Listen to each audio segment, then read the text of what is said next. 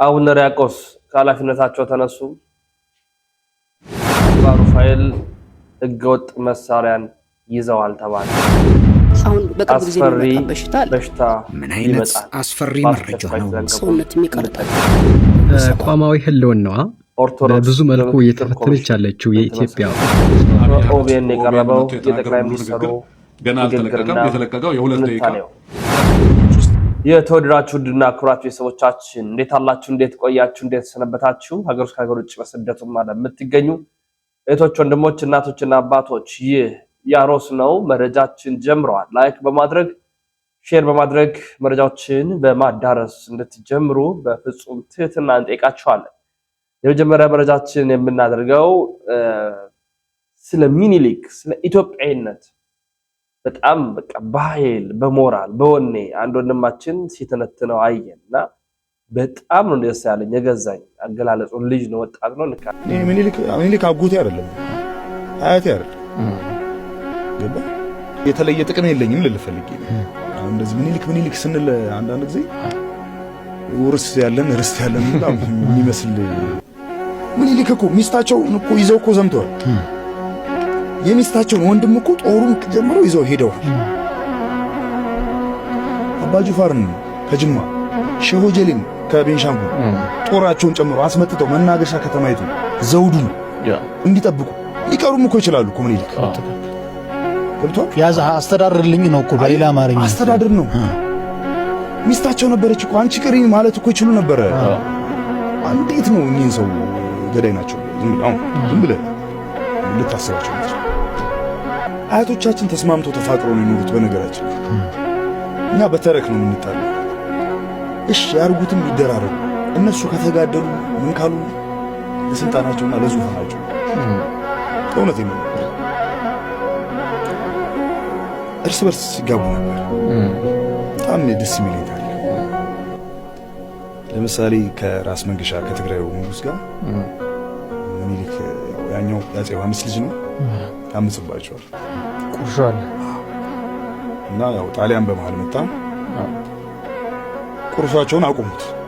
ያ ዘውዱ የኔ ነው እንደው ባኮት ተማርከው ብዙ ነጮች ተማርከዋል አይዛ ጊዜ እንደው ባኮት እነዚህ አይማረኳቸው እናቶችና ልጆቻቸው እንባ አላስቀምጣለም እና ማርያምን እንደሚወዷት አውቃለሁ። በቃ ስለ ማርያም ብለው ልቀቋቸው ነው ያሏቸው። ተስካራቸውን አውጥተው ነው ያሏቸው። ገንዘብ ተሰጥቷቸው ገንዘብ ያላቸው ከፈለጉ በቅሎ ገዝተው ለጣሊያን ወርቆሽ እንደው እኚህ ሰው ዝም ብለህ አስባቸው። እንደው ለእንደዚህ አይነት አረመኔ ሶናቶ ለሚሏቸው የራሩ ሰው ኢትዮጵያዊነት ዜግነት አይደለም። አሁን ብዙ ሰው ችግሩ ዜግነት ብቻ ይመስላል። ስናልቦና እኔ ይኸውልህ እንደ ሱዳናዊነት አይደለም ኢትዮጵያዊነት አይደለም፣ እንደ ሳውዝ ደቡብ አፍሪካዊነት አይደለም። የእውነቴን ነው። እኔ የሚደብረው ካለ ይደብረው። በዚህ እንደ ኬንያዊነት አይደለም ኢትዮጵያዊነት። ኢትዮጵያዊነት ስለ ልቦና ነው። ገብቷል። ግን አይገርማችሁም? አባቶቻችን አያቶቻችን የታሳሱ ግርግር ጊዜ የት ነበርክ ተብለው ያወራሉ። ግርግር ብርቃቸው እኮ ስለነበረ ነው። ዛሬ አሁን እኛ አርጅተን ፉል ኦፍ ግርግር የትኛውን ግርግር ልትለኝ ነው የምትለኝ? ገባ ከሰኔ እስከ ሰኔ ያለው የትኛው ነው እንዴ? እኔ አባ የትኛውን ግርግር ነው? እነሱ ይለ እረፍ ብላለች ኢትዮጵያ። ነገርኩ ከ1933 በኋላ ኢትዮጵያ ሰላም ላይ ነች። በቃ የዌስተርን እንትን ነች። ገባ የተማረች ውጭ ልጆቿን እየተላኩ በቃ እየተቀናጡ ምንም የሚያሳስበን የመጣበት አናስብ። ዓለም አቀፍ ተቀባይነታችን ሰፊ ነው። 110 ምናምን ሀገር ያለ ቪዛ ትንቀሳቀሳለህ። ገባ እንደ ቀል ወቅት እየበላህ እኮ አሜሪካ ኤምባሲ ገብተህ ለምን ቪዛ እናስመጣም ብለህ የምትልበት ጊዜ ነበር። በኦኬ እንደዛ ብሎ ዓለም አቀፍ ተቀባይነት እንደዛ በኦኬ እንዳለው ኩኪስ ገፋ እያደረገልህ አንተ የተከበርክ ኢትዮጵያዊ ምን ሊጠለል እኮ ነው። እንደዛ ነው። ዝናብ ሊጠለል ብሎ ነው እኮ አሜሪካ ኤምባሲ ገብቶ ይኸውልህ አንድ ነገር ነው። በዚህ ምን ትለበላችሁ? አሜሪካ ኤምባሲ ትንሽ ትለበል። አንድ መንግስቱ ገዳሙ የሚባል እንትን ነበር። ይሄኛው መንግስቱ ገዳሙ ይሄ አይደለም፣ ጋዜጠኛ ነበር። በጣም ተቆለኛ ብዙ ታሪክ አለ በሱ ላይ ሌላ ጊዜ ወይ እንጫወተበታል። መንግስቱ ገዳሙ በጣም ያስክሰው እና በጣም ነጮችን አይወድም ነበር እና ምን ያደርግ ነበር? ገንዘብ ከፍሎት አንዱ ነጭ በፒያሳ ያዞሮ ነበር ካፖርቱንና ቦርሳውን ሰጥቶት ማለት ነው። የእውነት ነው ጎበዝ። እና በጣም ብዙ ፈኒ የሆኑ ታሪኮች አሉ። በጣም ያስቀኛል። እና ከፊት ይልሏል አብሮት ያኛው ከጎኑ ሲሄድ አንተ ከፊት ይልሏል ከፊት እያስገኛል። እና ይሄ ሰው የሚገርም ነገር አሜሪካ ኤምባሲ ውስጥ ገብቶ ተሳድቦ ሽንቱ ሸንቷል። አሜሪካ ኤምባሲ ውስጥ ሽንቱ ሸንቷል ግቢ ውስጥ ተሳድቦ ማለት ነው። እንዲህ አይነት ሰው ነበር።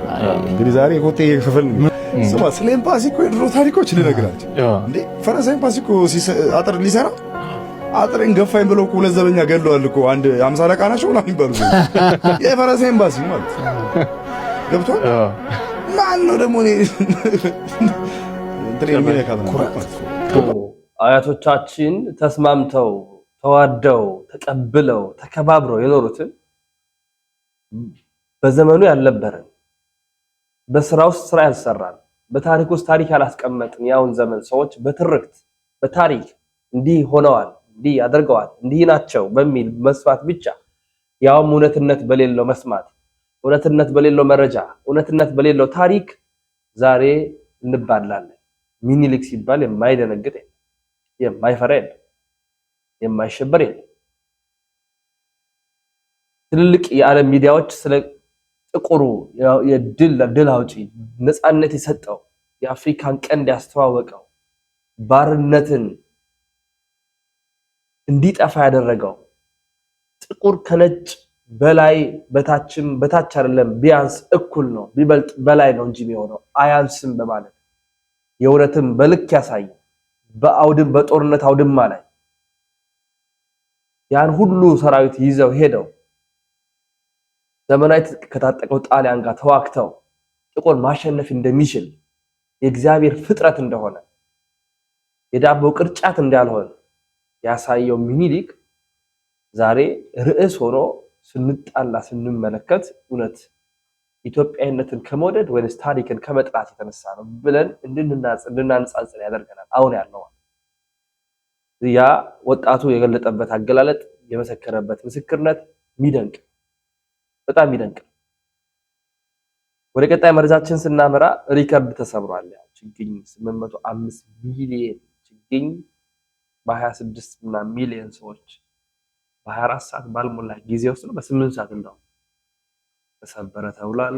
እንዴት ነው እስቲ ሪከርድ መስበር እንደ ቅስም መስበር የሚቀዳት ሀገራችን ኢትዮጵያ ትላንት ደግሞ አንድ አስደናቂ ሪከርድ ሰብራ አድራለች። እኛም አልሰማንም ዓለምም አልሰማም፣ ግን ተሰብሯል ተብሏልና ምንድነው በ12 ሰዓት ይመስለኛል በአንድ ቀን ብቻ 805 ሚሊዮን ችግኞች 26 ሚሊዮን ኢትዮጵያውያን ወጥተው ተክለዋል የሚለውና ይሄ የኢትዮጵያን የችግኝ ነገር ሰማ ጩጬ እያለን ሰፈር ውስጥ አባቴ ገልባጭ አለው አባቴ ሲኖትራክ አለው እንደሚለን ጓደኛችን ይመስለኛልና ይኑረው አይኑረው ማንም አላየም ማንም አላረጋገጥም፣ ግን ጀለስ በቃ አለዋል። ከዛ የሆነ ቀን ይመጣና ሪከርዱ ተሰበረ አባቴ ደግሞ ሄሊኮፕተር ገዛ ይላል። ከዛ አሁንም የሆነ ቀን ይመጣና ሪከርዱ ተሰበረና ይሄ ሪከርድ እኔ እንጃ እንግዲህ ለማየትም ቬሪፋይ ለማድረግ ሞክሬያለሁ። ምንም የሌለ ሪከርድ ነው መሰለኝ። ምክንያቱም ጊነስ ሪከርድም ያው ቬሪፋይ ማድረግ አንችልም። እንደዚህ አይነት ነገሮች በጊነስም ለመመዝገብ ሲሪየስ የሆነ አይዊትነስ ያስፈልጋል፣ መረጃዎች ምናምን ይባላልና 805 ሚሊዮን ማለት አስቡት እንግዲህ 26 ሚሊዮን ኢትዮጵያውያን በ2025 መረጃ ራሱ ኢንተርኔት ኢትዮጵያ ውስጥ አለው ብሎ ጉግል ላይ ያለው 29 ሚሊዮን ኢትዮጵያውያን ናቸው እና ዱዘማት ያው እንግዲህ የትምህርት ችግር ሀገራችን ላይ እንዴት ከበድ ያለ እንደሆነ ፕሮፌሰር ብሬ ያውቃሉ። እሱ ነገር ማትስም ወይ መማር ካለብን እንማር፣ ችግኝ አቆጣጠራችን ስህተት ካለው አላውቅም፣ ግን እንኳን ደስ አለን። ሪከርዱ 26 ሚሊዮን ኢትዮጵያውያን የተከሉት 800 ሚሊዮን ችግኝ ተብሏል። እንግዲህ ያው ተሰብሯል በአጠቃላይ። እሺ ወደ ቀጣይ መረጃችን እናምራ። እንዲህ ሲሉ ተሳለቁብን ማለት ነው። ኢዮብ ዘሚካኤል ጥሩ መልስ ቢሰጥም እንዲህ ሲሉ ተሳልቆብናል። ሄሎ ናቲ እንዴት ነህ? ሰላም ነው? አለን። እኔ የምልህ አምላኬ አልቋል እንዴ? ተስሎ አላለቀም? እየተሳለ ነው? አይ እሺ፣ በአስቸኳይ ጨርስልኝ። ዛሬ ማታ የሚሰገድለት ነው እና እንደምንም አድርገህ እንግዲህ ኡስታዙ ነው እንደዚህ አይነት ንግግር እየተናገረ ያለው። ክርስቲያኖች ላይ እንደዚህ አይነት አላስፈላጊ ነገሮች ማድረግ እንግዲህ አምላካቸው ያስተማራቸው እነርሱም ደግሞ አምላካችን ያስደስተዋል ብለው ያመኑት ነገር ሊሆን ይችላል። ግን ያለኝ መልእክት አንድ ነው። አንደኛ ብልግናቸውን ሰዎች እንዲያዩ በዚህ ልክ የሰውን እምነት በማንቋሸሽ ልክ ከዛን ሰው ምላሽ ሲሰጣቸው የሚያለቅሱ እንደሆኑ ማለት ነው። እና ታስታውሳላችሁ ከዚህ በፊት እፎይ ቁርአናቸውን ጠቅሶ አዲሳቸውን ጠቅሶ ምላሽ ሲሰጣቸው እየየ ነበር ያሉት ከላይ እስከታች ማለት ነው። አሁን ደግሞ እንደዚህ ሲናገሩ ትመለከታላችሁ። አንዳንድ ጅላጅሎች አላችሁ ክርስቲያን ሆናችሁ ልክ ለነሱ ምላሽ ሲሰጣቸው እንደ ጸብ ፈላጊነት የምትተረጉሙ ማለት ነው አሉ። ሜንሽን አድርጓቸው አሉ አንዳንዶች። እና ለአንተ ግን ልልህ የምችለው እንግዲህ ባለጌ ነህ፣ እንደ ብልግና ሊመለስልህ ይገባ ነበር፣ ግን እንዳንተ አልወርድም። ግን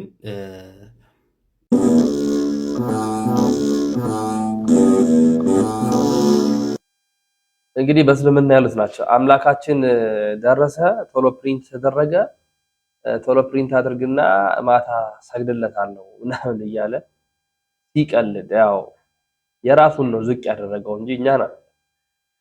ነገር ግን የነሱ ቤተ እምነት እንኳን በአስተምሮ ደረጃ ኦፊሻል የወጣው እስከ 7 ሚስት ማግባት ይቻላል። 2 አግብቶ 2ቱን እንዴት እንደሚያደርግ ቢያንስ ይሄን እንኳን አሳያችሁ።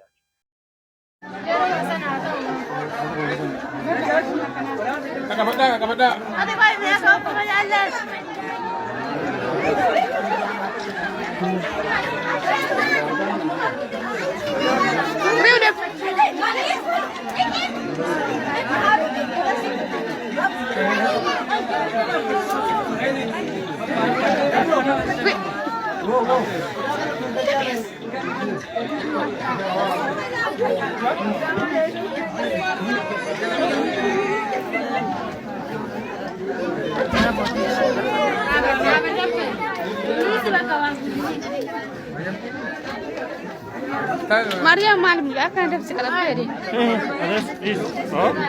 Dunia nama.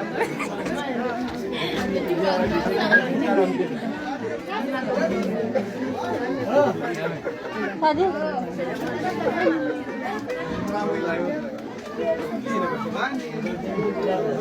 ዋን ጅሮጅ ተማሻላ ቢያንስ መሬት የወረደውን እንኳን ማስተካከል ማስመር ስርዓት እንዲይዝ እንኳን ማድረግ ያልቻለው ነው እኛ ላይ ለመናገር ለመተቸት ምናምን ሲነሳ ነበር።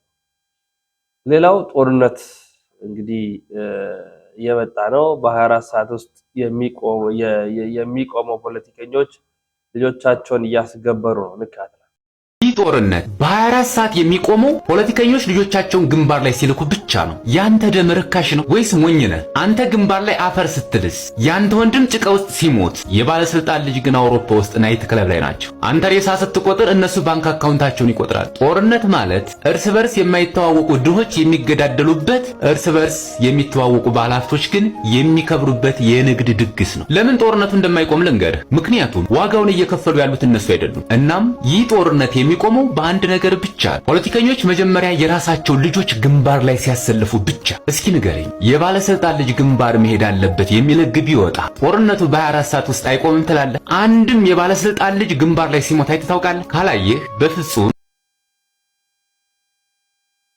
ጦርነቱ የባለስልጣናት ልጆችን ሳይሆን እነሱ በአውሮፓ ናይት ክለብ ናቸው። እዚህ የዳዋ ማህበረሰብ ነው የሚማገደው፣ አፈር ድሜ ይበላው። እዚህ ጦርነት ርባና ቢስ የለውም። የፖለቲከኞች ቁማርና ጨዋታ ልብ መግዛት አለብን። ሌላው አቡነ ሕርያቆስ ከኃላፊነታቸው የመነሳታቸውን ጉዳይና የአቡነ ሩፋኤል ህገወጥ መሳሪያዎች ጉዳይ የተነሱ ይገኛሉና ንካታ በስመ አብ ወወልድ ወመንፈስ ቅዱስ አሐዱ አምላክ አሜን። ሰላም ተወዳጆች እንደምን አላችሁ? እኔ የፍጥረት ሁሉ ባለቤት እግዚአብሔር ይመስገን በጣም ደህና ነኝ። ተወዳጆች እንግዲህ በትንሿ ቻናሌ ላይ ከላይ እንዲበሰደርኩላችሁ 3 ዋና ዋና ነገሮችን ይዤ ቀርቤያለሁ። የመጀመሪያው ነገር ብፁዕ አቡነ ሕርያቆስ የአዲስ አበባ አገረ ስብከት እንግዲሁም የከምባታና ሀዲያ አገረ ስብከት ሊቀ ጳጳስ አገልግሎታቸው ተይዟል። ከአገልግሎታቸው እንዲያቆሙ ግልጽ ትዕዛዝ ወጥቷል። ይህንን ከላይ አስቀምጬላችኋለሁ ከነ ማብራሪያው። እንዲሁም ትላንትና ችግኝ ተከላ ላይ ሾልከው የወጡት አባ ሩፋኤል ለምን እንደዚህ ተከሰቱት ወይስ ተመድበው ነው መሰል ነገሮች በጣም ጠንካራ ነገር ስለሳቸው ከላይ ሰድሬላችኋለሁ። ራሱን በትክክለኛ ስሙ ደርሶ ቢሆነኝ የሚባል ደግሞም በተለያየ ጥቅማ ጥቅም ራሱን ርዕሰ ባሕታዊ ቆሞስ አባ ዮሐንስ ብሎ የሚጠራው ይህ ሰውም ያደረጋቸው አያሌ ጥፋቶች አሉ። ሰሞኑን እንግዲህ በጣም ከባባድ ነገር ተፈጥሯል። በሳቸውም ዙሪያ ትልቅ ነገሮችን አስቀምጫለሁ። የክላሾቹንም ነገር አንስቻለሁ። ሽጉጥ ውስጥ የተገባ አንስቻለሁ። እርግጥ የኚህ ሰዎች ተከታዮች በጠቅላላ ፕሮቴስታንቶች ናቸው። እያንዳንዱ ነገር ለትውልድ አጋሩልኝ፣ እውነትን እውነት በሉልኝ። ማንም ከቅድስት ቤተክርስቲያን አይበልጥም። ቤተክርስቲያን ግን ራሷን በፍጥነት መጠበቅ አለባት የሚል ትልቅ ነገር አለን። መከራ ከሚያመጡብን ከአንዳንድ ግለሰቦች አንጻር ይሄን እላለሁ። የአባ ሩፋኤል ጉዳይ በግልጽ አማርኛ ከባድና ከባድ ለአእምሮ የሚሰቀጥጥ ነው። ደግሞ ብፁዕ አቡነ ሕርያቆስ በብዙ ተለምነዋል። እምቢ አሻፍረኝ በማለታቸው ይህ ውሳኔ ተወስኖባቸዋል። ትክክል ነው ብዬም አምናለሁ። የጆቢራውን ጉዳይ ለእናንተ ተወዋለሁ። ከልብ ነው የምወዳቸው። በዚህ በአዲስ አበባ ሀገረ ስብከት ላይ ቅዱስ ፓትርያርኩንም የቋሚ ሲኖዶስን ውሳኔዎችን አይቀበሉም ተብሏል። በተለይ አቡነ ሕርያቆስ እንዲሁም ሀገረ ስብከቱን ስራ አስኪያጅ ሆነው የሚመሩት ቆሞስ ገብረ መድኅን አባ ገብረ መድኅን ንጉሴም እንዲሁም የሚቀበሉ አይደሉም ተብሏል። በራሳቸው ነው የሚሄዱት። እንግዲህ አዲስ አበባ ሀገረ ስብከት በጣም ሰዓት ነው። የደብራት አለቃዎች አብዛኛዎቹ ባለስልጣናት ናቸው ማለት ይቻላል። ብር አላቸው፣ ሀብት አላቸው፣ ያዛሉ፣ ይሾማሉ፣ ይሽራሉ፣ እንደፈለጉ ነው የሚሉት። ብሔር ደግሞ እዛ ጠንከር ያለ ነው። የብሔር ጉዳይ በአለቃዎች ዘንድ ማለት ነው። ያ ነገር አለ። ዘመድኩን በስፋት ያጋራቸው መረጃዎች በነገራችን ላይ አሉ። በተለይ ከ4 ኪሎ ስላሴ ህንፃ ጋር በተገናኘ 4 ኪሎ ስላሴ የሚገኘው ራስ ገጽ ህንፃ ጋር በተገናኘ እንግዲህ ከሰሞኑ በቅዱስ ፓትርያርኩ መመረቁ ይታወሳል። ያን ቦታ በትግራይ ያሉ የደብራት አለቃዎች ማለት በዚህ በመወለድ በብሔር ትግሬ የሆኑ አካላት አባት ነን የሚሉት አባቶች ቦታውን ወይ ህንፃውን ለአንድ ባለሀብት አስይዘው ሙሉ በሙሉ በባለሀብት ስር እንዲጠቃለል እና ከዛ ከትግሬ ብሔር ህንፃው እንዳይወጣ የሚል አይነት ስራዎችን እየሰሩ እንዳሉና የደብራት አለቃዎች ሆነው በብሔር ትግሬ የሆኑት እንዲቆጣጠሩት የተደረገ የአድባራት አለቃዎች በብሔር ትግራይ የሆኑት አንድ ላይ ሆነው ቢያንስ ሰፊውን ስራ እንዲሰሩ የተደረገ ይገኛል ተባለ። ዘመድኩን ያወጣው መግለጫ ነው፣ መረጃ ነው ነግራችሁ። ገና ከመመረቁ እንዲህ አይነት ነገሮች እየተሰራ ነው። በጣም ተጠንቶ የሚሰራበት በዚህ ቆብ ይዟል አድርጓል፣ በዚህ መስቀል ጨብጧል፣ ቀሚስ አድርጓል፣ መቅጦሪያ ይጨብጧል አድርጓል ምናምን። ግን ከጀርባ የሚሰራው ግን ሌላ የብርና ብር ነው። እነዚህ ሰዎች ናቸው ቤተ ክህነት ውስጥ ያሉት። እነዚህ ሰዎች ናቸው በጵጵስና ደረጃ ያሉት። እነዚህ ሰዎች ናቸው ቤተክርስቲያን ያሻግራሉ ምንላቸው። ተበላልተው በቃ ወዳቸው አምላካቸው ሆኖ ዋጋ ያስከፍላሉ እቺን ቤተክርስቲያን እና በጣም አስቸጋሪ ጊዜ ላይ ነው ያለ። ተቋማዊ ህልውናዋ በብዙ መልኩ እየተፈተነች ያለችው የኢትዮጵያ ኦርቶዶክስ ተዋሕዶ ቤተክርስቲያን በዚህ የሀገራዊ ምክክር ኮሚሽን ምን ይዛ ቀረበች የሚለውን ሀሳብ ለዛሬ ያነሳለሁ። ቤተክርስቲያኗ ለምክክር ኮሚሽኑ በአጀንዳነት ካቀረበቻቸው ጉዳዮች መካከል ለኔ ትኩረቴን የሳቡኝ ጉዳዮች ለዛሬ በዚህ ክፍል የማቀርብ ሲሆን በቀጣይ ደግሞ ሚስ ያደረገቻቸው ማቅረብ ነበረባት የሚባሉ ጉዳዮችን ይዤ ለመምጣት እሞክራለሁ። ይህንን መረጃ ብዙ ሰው ጋር እንዲደርስ አድርጉልኝ። ሼር፣ ኮፒ ሊንክ እና ሪፖስት መደረጉ እንዳይረሳ። ወደ ጉዳዩ ገባለሁ ማለት ነው። እንግዲህ ይህ ሰነድ ገና ከመግቢያው ሲጀምር የኢትዮጵያ ኦርቶዶክስ ተዋሕዶ ቤተክርስቲያን ለሀገረ መንግስት ግንባታ ያደረገችውን ጉልህ ሚና በማሳየት ይጀምራል። ነገር ግን ከ1966 ዓመተ ምህረት ማለትም ከወታደራዊ መንግስት መምጣት ጀምሮ ቤተክርስቲያኗ ባልሆነ መንገድ ባልሆነ ትርክት እንደተፈረጀች፣ በተለይም ደግሞ አዳሪ፣ ኋላ ቀር፣ የፖለቲካ ጸር፣ የልማት ጸር እየተባለች ያልተገባ ስም እንድትሰጣትና ከዚያም ቀጥሎ ሀብቶቿ ንብረቶቿ እንደተወረሱ ይህ ዶክመንት በጉልህ ለማሳየት ሞክሯል ማለት ነው።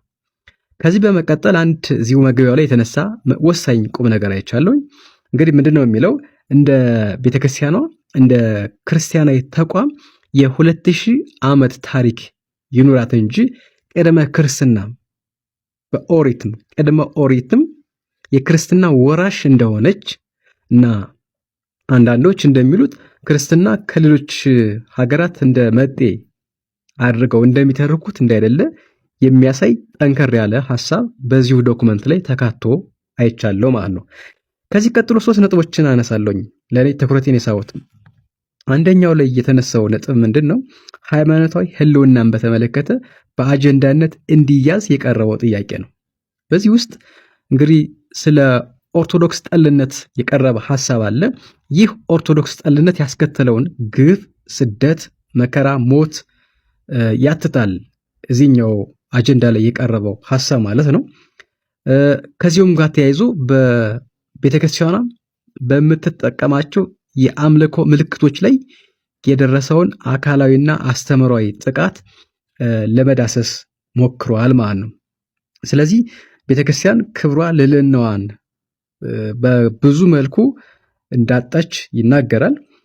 በተለይ ደግሞ ጣልቃ ገብነቶች ያልተገቡ ጣልቃ ገብነቶችን እንደው በስሱም ቢሆን በዚህ ዶክመንት ላይ ቀርቦ ለመታዘብ ነው። ሁለተኛው ነጥብ በጣም ወሳኝ ጥሩ ነጥብ ነው ብዬ ያዝኩት ጸረ ሃይማኖት ሴኩላሪዝም እንዳይተገበር የሚል ሐሳብ ተነስቷል በዚህ ዶክመንት ላይ። ይህ በጣም ወሳኝ ነጥብ ነው። ምንድነው የሚለው? ጸረ ሃይማኖት ሴኩላሪዝም ማህበረሰቡን ከእምነት ነፃ የማድረግ ጸረ ሃይማኖት ሴኩላሪዝም በሀገራችን እንዳይተገበር አጀንዳ እንዲሆን የሚል ሐሳብ ተነስቷል። በእርግጥ ይህ ሁነኛ ሐሳብ ነው። ጸረ ሃይማኖት የሆነ ሴኩላሪዝም እየተተገበረ ስለመሆኑ በብዙ መልኩኛ ያየነው የተመለከትነው ነገር። በሶስተኛ ደረጃ የተነሳው ነባር ባህልን ትራዲሽንን የመጠበቅ በእርግጥ ቤተክርስቲያኗ ጥንት ብቻ ሳይሆን ዛሬም የትውፊት የባህል የታሪክ ጥብቅና እንደምትቆም ማሳያ። ስለዚህ ይህ ምክክር በዋናነት የጎደለውን ለመሙላት የቀረ ለማካተት እንጂ ነባሩን ለመለወጥ እንዳይሆን ጥንቃቄ መደረግ አለበት የሚል ሐሳብ ቀርቧል። እንግዲህ ሌሎቹ ወገኖች ባቀረቡት አጀንዳ ላይ ብዙ ነገሮች እንዲለወጡ በአዲስ እንዲተኩ የቀረቡ ሐሳቦች አሉ። ከዛ በተቃራኒው የኢትዮጵያ ኦርቶዶክስ ተዋሕዶ ቤተክርስቲያን ባቀረበችው አጀንዳ ላይ ነባር ታሪኮች ነባር ትውፊቶች እንዲጠበቁ ያለውን ለማጠናከር እንጂ አፍርሶ አዲስ ለመስራት እንዳይሆን ጥንቃቄ መደረግ አለበት የሚል ሐሳብ ቀርቧል ማለት ነው። ከዚሁም ጋር ተያይዞ አንድ ወሳኝ ነጥብ ተነስቷል በዚህ ዶክመንት ላይ። ይሄው ምንድነው? ባለውለታዋ ታሪካዊቷ ጥንታዊቷ የኢትዮጵያ ኦርቶዶክስ ተዋሕዶ ቤተክርስቲያን በፓርላማ ህጋዊ ውክልና እንዲኖራት የሚያሳስብ አጀንዳም ቀርበዋል ማለት ነው። ስለዚህ ሀገርን በመስራት ታሪክን በማቆየት የጎላ ሚና ያላት ተቋም ናትና በፓርላማ ህጋዊ የሆነ ውክልና ሊኖራት ይገባል የሚል ጥሩ የሚባል ጥያቄ ቀርቦ ለማየት ይችላል ማለት ነው። እንግዲህ ለዛሬ ይህንን ካጋራውኝ በቀጣዩ መረጃዬ ደግሞ በእርግጥም ቤተክርስቲያኗ ሚስ ያደረገቻቸው መቅረብ የነበረባቸው ወሳኝ የሚባሉ ጉዳዮችን ይዤ እመለሳለሁ። ጤና ይስጥልኝ። እንግዲህ በዚህ ምክክር ኮሚሽን ላይ ትልቅ አስተዋጽኦ ሊኖራት የሚገባት ቤተክርስቲያን በእንደነዚህ አይነት ባሉ አባቶች የገንዘብ ፍቅር የተነሳ እንድትዋጥ እየሆነች ነው የምትገኘውና እንዳው መድኃኔዓለም መች መጥቶ እነዚህ እንደሚደመስስልን አናውቅም። ወደ ቀጣይ መረጃችን ሳበራ ከኦቤን ጋር የነበራቸውን ኢንተርቪው ኋላ ማሳያችሁ ቢሆንም የሐኪም አበበችን ሐሳብ ላንሳ። በጣም ከፍተኛ የሆነ በሽታ አገራችን ሊመጣ እንደሆነ ከወዲሁ እንድንጠነቀቅ ሐኪም አበበች ተናግራለች። ምንም እሱም አጥንት የሚያሳሳ ሰውነት የሚቆርጣጥም አደገኛ በሽታዎች እየመጡ ነው፣ ስለዚህ መጠንቀቅ አለብን ተብሏል። ቪዲዮ እንካች አሉ በመየመታ አመቱም ይቀየራል። አሁን በቅርብ ጊዜ የሚመጣ በሽታ አለ፣ ሰውነት የሚቀርጣጥፍ አላስፈላጊ የሆኑ ነገሮችን በሚሰሩ ሰዎች አጥንትን የሚሰባበር የሚቆራረጥ የቁምጥና አቦት ልጅ የሆነ በሽታ አለ፣ ሰውነት የሚቀርጣጥፍ። ሌላም የሚመጡ በሽታዎች አሉ ተላላፊ። ለዚህ ህዝቡን ዲሲፕሊንድ ማድረግ ያስፈልጋል። ለምን ያመሻል? ለምን ጫት ይቅማል? ለምንድን ነው ተሰብስቦ ሺሻ የሚያጨሱ? ሴቶች ልጆች ራሳቸው ያደርጋሉ። ይሄን በጥናታቸው ውስጥ እናያለን። እና መቆጠብ ይፈልጋል። የኔ ልጅ ሁልጊዜ በህዳር የሚነሱ በሽታዎች የምንገለገለው በጥንቃቄ በጭሱ በምን አድርገን ካላጠፋ እና አብያተ ክርስቲያና ወይም ሲኖዶሱ ስራቸው ሊሆን ይገባል ማወጅ። በተለይ የደረሱ ልጆች ተቀባይ ሆነው አስተላላፊ ሊሆኑ ስለሚችሉ ጫት ቤት የሚሄዱ ሺሻ ቤት የሚሄዱ ፓርቲ አካባቢ የሚሄዱ መከልከል፣ አለበለዚያ ለብቻቸው እንዲኖሩ ማድረግ፣ ቤተሰቡም እንዳይበክሉ።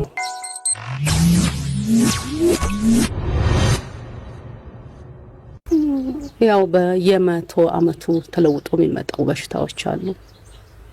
እንደ ሰው ልጅ እሱም እያደገ የሚመጣ በሽታ ነው ብዬ አስባለሁና ለሱ የሚሆኑትን አመጋገቦች፣ ስርዓቶች መጠቀም ነው ብዬ አሰብኩ። እንደ ማንኛውም ሰው ደንግጫለሁ። ከዛ በተረፈ አንዳንድ ጊዜ በሽታዎች ሲመጡ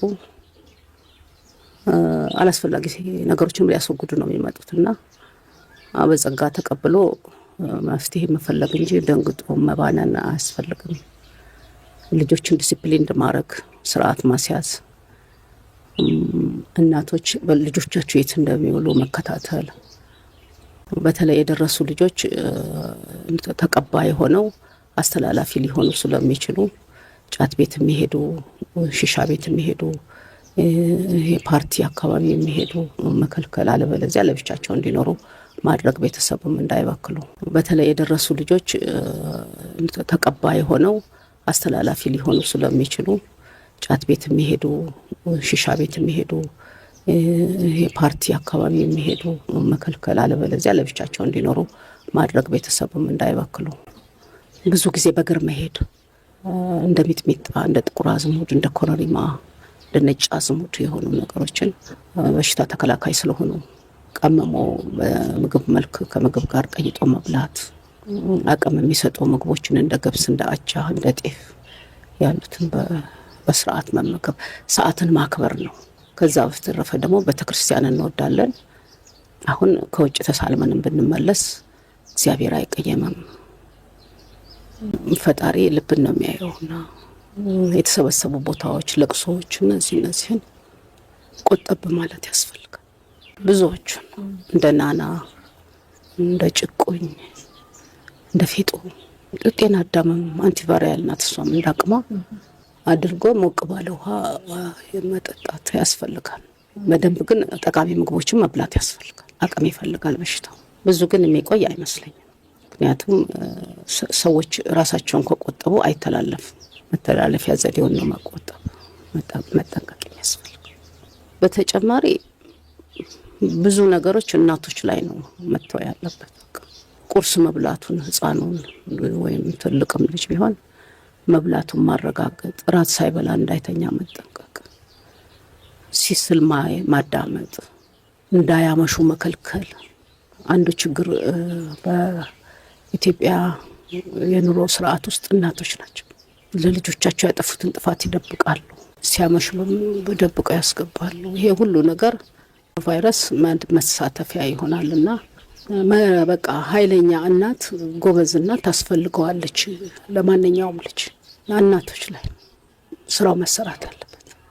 የባህል ሕክምና ተቋማቶቻችንስ ምን ያክል አስተዋጽኦ ያደርጋሉ ብለው ያስባሉ? ዘመናዊ እንዳለ ሆኖ ማለት ነው። ዘመናዊውም የሚችለው አይደለም። ባህሉም ብዙ ስለተደቆሰ ከየትኛው ጫካ ይለቅመዋል። አሁን ደግሞ በዚህ በረብሻው ምክንያት በረሃ መግባት አንችልም እንጂ አንቲቫይራል የሆኑ ቫይረስን ሊከላከሉ የሚችሉ። ወደ ቀጣይ መረጃ እናምራ። የመጨረሻ መረጃችን የሚሆነው ከኦቤን ጋር በኦሮምኛ ቋንቋ እንግዲህ ጠቅላይ ሚኒስትሩ የሰጡት ሀሳብ ነበረ።